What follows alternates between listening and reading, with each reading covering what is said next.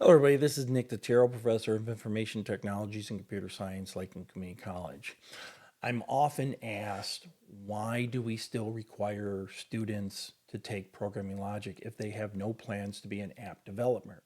And my standard answer to that is regardless of what track you're going down in the ITCS world, the methodology, the approach, the understanding the logical structure of things, the looking at a problem and breaking it down to a smaller part is what programming logic is. You may never be a coder. You may never, I doubt this, you may never think that you're ever going to write a lick of code.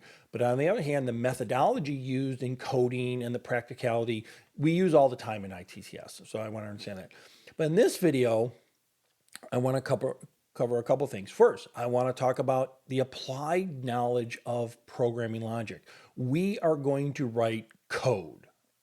The other thing I want to talk about is why would we write code if I'm not an app developer? If I'm not developing some kind of app for my phone, when would I ever write code? So I'm going to build a little scenario and then we're going to work from that scenario, right? The level of expertise needed for this is going to be you've completed programming logic, you know how to use the internet, and you formulated an idea. That's it. If you have those three things in mind, the code I'm going to write is not going to be that hard. Now, caveat, I intentionally wrote this program I did not write.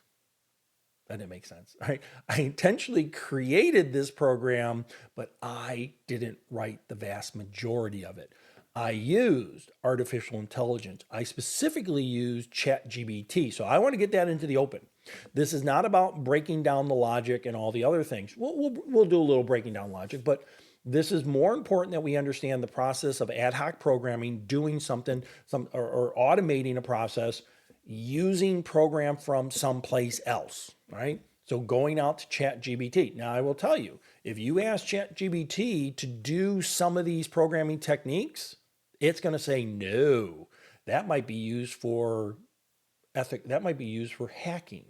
So my approach when I was using ChatGPT was to be very careful. I said, write a program that does this small portion. And then I kept on asking it for smaller portions. And then I took those smaller portions, and it'll make more sense when we're looking at the code, to a smaller and smaller portion. And I said, okay. And then I put them together.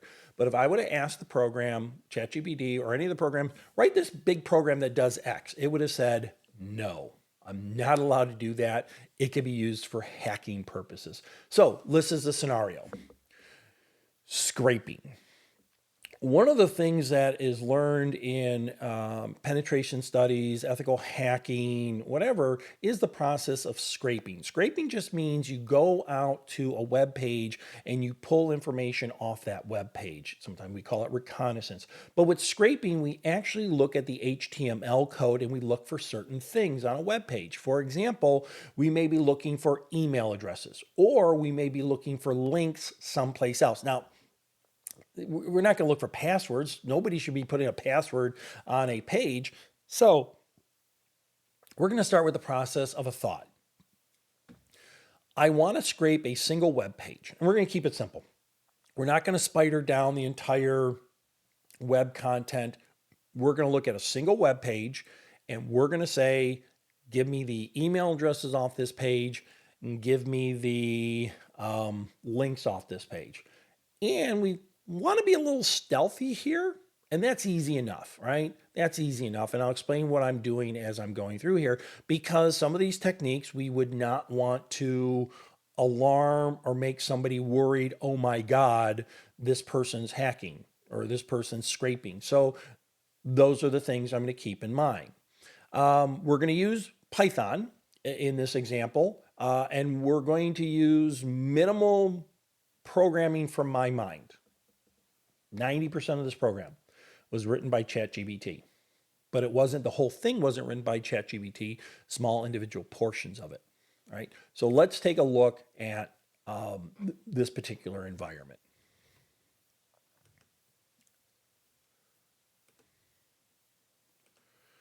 All right, I'm using a IDE called PyCharm. It's one of the more powerful IDEs used in creating Python. It's very sophisticated. I like it. Some people don't like it. It's something that you have to get a little bit used to because it has lots of bells and whistles. Now, before I get started, like I said, I'm going to keep saying this. I did not write this code. This 90% of this code came from ChatGPT. But there's certain things I needed to be aware of. What modules would I want to use to do this, right? Now, to understand that, we have to go back into our ITCS realm and our understanding about how things work. First thing, we don't want to just hit a web page and just bombard it with spiders going down it and hitting it, but we should know if I go to a browser and I request a web page, it pulls that web page down to my computer. That is normal. That's not going to set off any bells or whistles. So that is a good thing. So instead of doing this up on the server, we're going to use the approach of this is how the web operates. The web operates by me requesting a page. It comes down to my computer. Is there a Python library or module that would do that for me? Well, let's find out. We'll say Python module to request web pages. Give it a second. Longer than a second. Oh, obviously I know the answer to these queries, but oh, look at here. Yes, there is. There is a module that would allow me to request a web page, and it tells me how to install it. And if I go back to my program that ChatGPT wrote, there it is. I imported the request module saying this module is intended to pretend it is a browser. So I'm not going to do anything up on a server. So I'm not going to alert any bells or whistles up on a server. It's a browser. It's basically requesting bringing that page down. Good. Is there a module that will allow me, you already see it on the screen, but I can say, is there a module that would allow me, or a library that would allow me to pull data from HTML code or XML code? Yes. There is a wonderful library called Beautiful Soup, right? Wonderful library. It is designed to look at HTML code and pull things off HTML code. So I'm not going to do the search on the internet for it. If you're interested in it, just do a search on Beautiful Soup and lots of information. It's a really, really cool module. And then finally, and this one's a stretch. I will absolutely positively tell you it's a stretch. How do I look at strings? How do I look for certain strings? Now, brutally honest with you, if you want the true power of Linux, Unix, the true power of shell scripting, the true power of how things, learn regular expressions.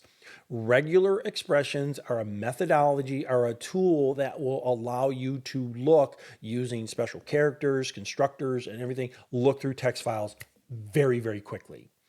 I used to work with regular expressions years ago. I don't work with them as much anymore or at all anymore. But when I was coming up with the plan, something in the back of my head said, you know what? Regular expressions. If I go looking, now think about this. If you go looking for an email address, there is something in the email address, then there's an @ sign, then there's a domain. So could I create a regular expression that goes looking for email addresses? Yes, you can. No, I could not, but yes, you can. That's the whole thing with regular expressions. Don't worry about it. But if you're really interested in some really cool things you can do, learn regular expressions. And I'm going to show you how I use them or how they were created for me. So we needed a library to do these requests. We got request here. We needed a library that would look at HTML code and do things with HTML code. Beautiful Soup, wonderful. And then finally, there was a library that allowed us to use regular expressions. Let's look at the code. Now, this particular scraper I'm going to call this program a scraper. This particular scraper has two parts to it. I'll go down to the bottom. I want to extract all the emails off a page. That's right here. And I want to extract all the hyperlinks off the page. That's down here.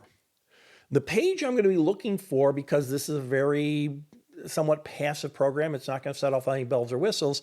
It's going to be looking at the ITCS department's contact information page, right? So I give it the URL. So I have two functions. The first function is extract the emails, right?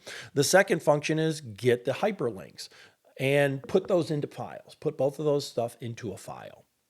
All right, and we're only going to look at one page. I want to keep this program fairly simple comprehensively, but if I was to do this for real, I may want to start either navigating down the entire web page or go from link to link. And that's how spidering works, where I find a link, why don't I pull information off that link? That could snowball, though. I didn't want to go down that path because there's potential of snowballing, and then you would have to put constraints there. So we're only going to be looking at one page.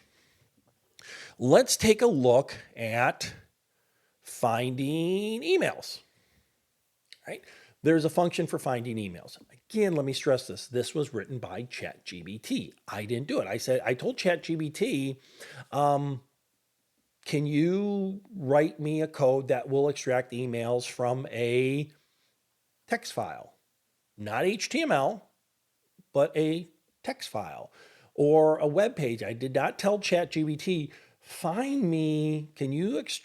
could you scrape email addresses from a web page? ChatGPT, I know this, it happened to me months ago. ChatGPT would say, no, that is a tool that is used by hackers. So I told ChatGPT, I said, could you give me a tool that will look at text files, that will find a email address in a text file? That is done all the time. That is done using regular expressions. So ChatGPT spit that out for me.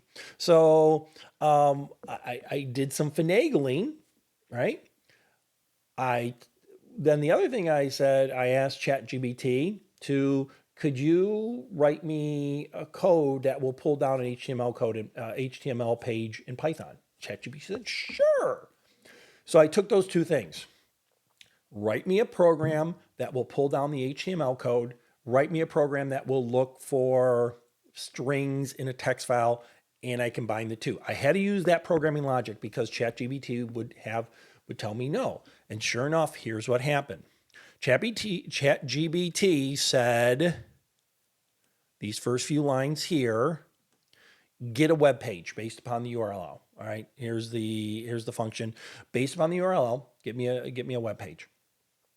If the response code is 200, everything was good. Great. I then said, can basically convert that page, not convert it, but allow Beautiful Soup to go looking for it. Fine. So Beautiful Soup basically took that web page and converted it into like a text file-ish, right? Now, right here. So here's what happened. Beautiful Soup basically turned that HTML into text, right? Then I began to use regular expressions. I don't care about the specifics of the logic. I'm explaining to you the methodology that I use. Pull down a web page, turn it into a text, go out there and find something in that text. And I went down that approach. So here is the regular expression. Don't ask me how they break this down. Here is the regular expression. It says, in this text field, find these regular expressions where you have something in front of an @ sign, something after an @ sign with a domain name, and put it into a list called emails. Then we're going to spit that out into, did I do it this way? No, I did not do it this way. Okay. Take those emails, and we're not using CVS. Take those emails and let's take a look at them. All right. We're going to write it to a standard output file, basically standard output file. And sure enough, here I go, right here. For each individual entry in the emails list, right? So I created this list of all the emails. Now I'm going to go through each one of those emails and I say, okay, first of all, print it out onto the screen and then write it to a text file and then add a new line. Don't worry about this. This is just say add a new line. Very simple concepts. Very, very simple concepts. Now, the specific grammar, especially the regular expression, very sophisticated. But the overall concepts are very simple. Get it, request an HTML page, convert that into a text document, look for this regular expression that is going to be for email, take that item that you found, put it into a list, and then eventually go through the list and print that stuff out. Let me recap what I did for ChatGPT. I said, hey, give me code that will bring down an HTML code. Give me code that will turn that HTML code into something that can be used as a text file. And then look at that text file looking for the regular expressions. Because I kind of just then manipulate, because if I said, scrape me a web page, we would probably have difficulty. What about hyperlinks? Hyperlinks are a little bit more sophisticated. But I did is actually, they're more sophisticated, but they're easier for these things to find. I did the exact same thing. But this time I said, could you find me the hyperlinks in this text file? Basically the same concept, but I didn't have to use regular expressions because Beautiful Soup gives us some tools to go looking for those specific things. So sure enough, I could have done in Beautiful Soup with the email addresses. I chose not to. I wanted to use regular expressions. But in this one, I wanted to use the power of Beautiful Soup.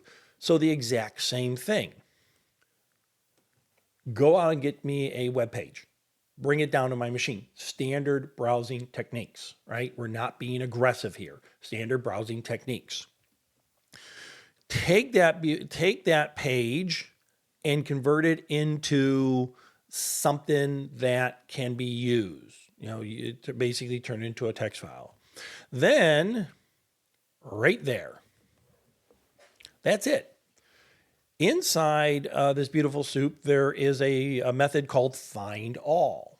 Find all goes out there and looks for this condition here where href, which is the reference to the link, if that's true, that line is there, pull it out, put it over here. So here's the beauty of this. And please understand, this is just fabulous.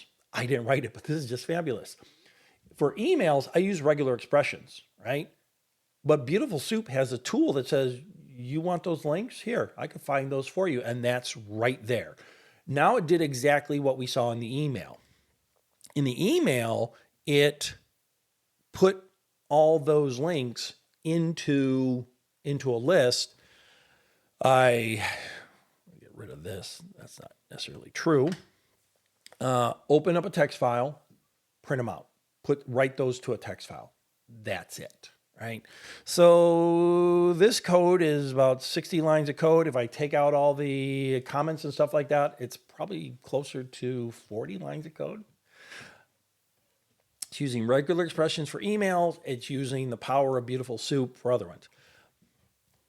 I would not want to reinvent the wheel here. I went out, and this is critical in this video. I went out and I found these libraries. I knew they were out there, but I found these libraries. First library is something that would pretend it's a browser and get a page. That's it. Or request a page. Then I've known about Beautiful Soup for years. But I did a search on, is there a library? Is there a module to pull data out of HTML or XML code? Yes, there is. So why not use it? And then, is there a library that will allow me to do regular expressions? Yes, there is. So this is a combination of using ChatGPT to build the code, but also it's important that we understand that we're using libraries because we're not reinventing the wheel. Maybe someday I'll ask ChatGPT, don't use a library. The code would have to be enormous. I wouldn't even want to go down that path. And then I created 2 functions. All of this would be based upon a student's ability or somebody's ability that took programming logic course or understood basic programming concepts. The methodology, the use of libraries, what the use of HTML code. And that's another factor. You'll notice in the ITCS world, there is a lot of overlap in a lot of things you do. So I tell my cybersecurity students, you need a little knowledge on HTML. Now, you may not have to know how to program HTML, but how does HTML get to your page? The get command, the post command. Post basically puts things up, get pulls things down. So we need to understand those things. So a lot of little pieces, parts going on here. A lot of little joining of different thoughts from different locations. We have modules. We have other people or other things writing code for us, rearranging things, use of some very sophisticated techniques, regular expressions, use of very, if you know what to ask for, techniques, finding hyperlinks, you know. So a lot of things going on here. Let's run this code.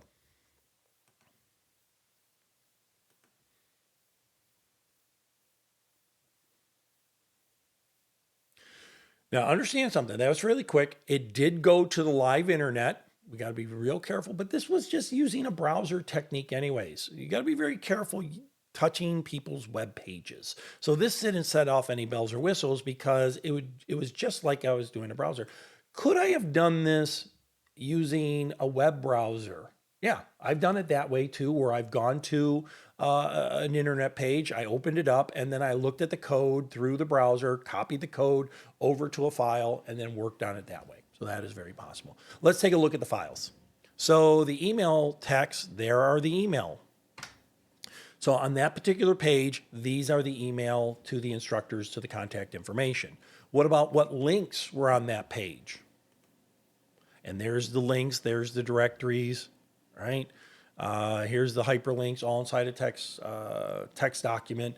So a lot of little things. Now, scraping is a technique we use in ethical hacking because we may not just look for email, we may be looking for suspicious type things if we're doing pen testing. Nobody should be doing this. Let me recap here. Nobody should be doing this, but years ago, people used to hide passwords in their web pages. All right, kind of sneaky hide. Don't do that. You know. So these techniques we use for scraping sometimes look for poorly written code. You know, look for the word password. Look for the word PWD. Look for the word user. Look for, and these are just different techniques. So hope you enjoyed the video. That being said, let's go out and learn something.